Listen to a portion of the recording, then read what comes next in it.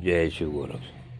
प्रिय श्रोताओं, आप सुन रहे हैं स्कंद पुराण और आज आप सुनेंगे स्कंद पुराण का भाग 17 तथा माहेश्वर खंड का भाग 16। पिछले भाग में आपने सुना गुरु बृहस्पति के कहने पर देवराज इंद्र ने भगवान शिव की स्तुति की तथा रुद्राभिषेक किया। उससे आगे कथा आज भाग 17 में सुने। जो भी गुरु बृहस्पति जी ने जो कुछ बताया उसके अनुसार इंद्र ने सब विधि का पालन किया। इससे आगे नमुची के मारे जाने पर सब देवता हर्ष और उत्साह में भरे हुए थे। उनका दैत्यों के साथ घोर युद्ध हुआ।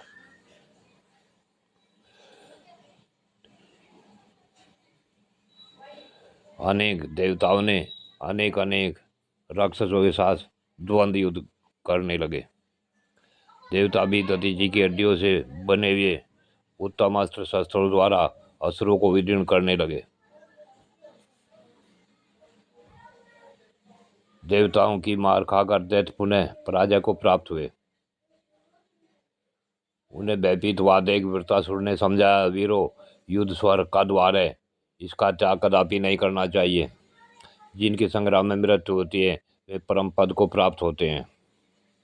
वृत्रासुर के इस प्रकार समझाने पर असुर ने उसकी आज्ञा सिरोधार्य की और देवताओं के साथ ऐसा घमासान युद्ध आरंभ किया जो संपूर्ण लोकों के लिए भयंकर था।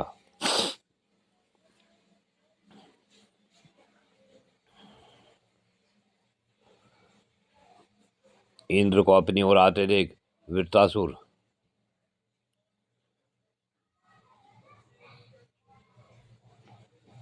ठठाकर हंस पड़ा। उसका यह अट्टहास इंद्र को भी भयभीत कर देने वाला था। वीर वृत्रासुर बड़ा तेजस्वी था। उस समय वह दैत्यों का अधिपति बना हुआ था। उसके मन में सुरश्रेष्ठ इंद्र को निगल जाने की इच्छा हुई। वह बहुत बड़ा मुंह फैलाकर इंद्र की ओर बढ़ा। समीप आने पर उसने ऐरावत हाथी, वज्र और किरीट सहित इंद्र को सहसा निगल लिया और वह नाचने लगा। तब देवताओं में हाहाकार मच गया। उस समय सब देवता चिंतामग्न हो ब्रह्मा जी के पास गए और वृत्रासुर की सारी करतूत उन्होंने ब्रह्मा जी से कह सुनाई। सुनकर लोक पिता में ब्रह्मा ने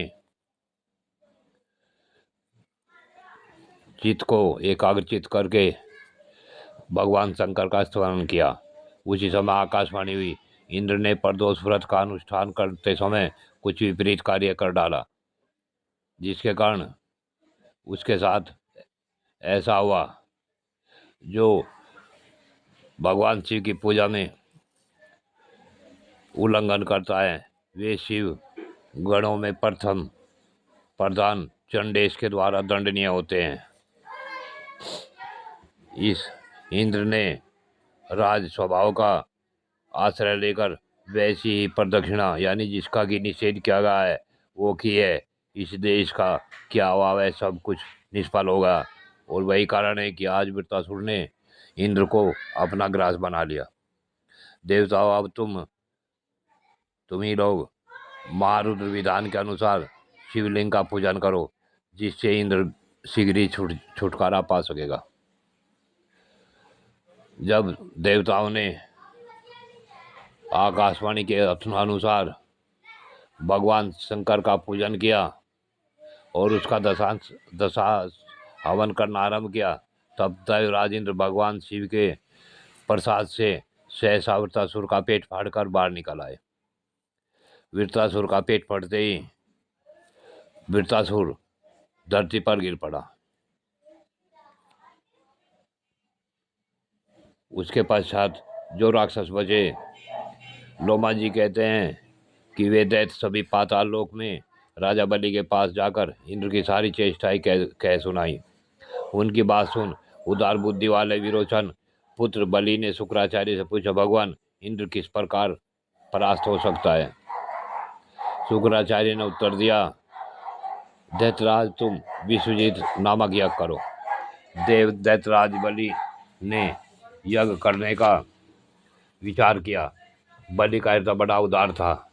उन्होंने युद्ध के लिए जो पदार्थ यज्ञ के लिए जो जो पदार्थ आवश्यक थे उन सब का संग्रह किया। शुक्राचार्य ने वह महायज्ञ आरंभ कराया। यज्ञ की दीक्षा देकर राजा बलि ने अग्निदेव को हविष्य से तृप्त किया।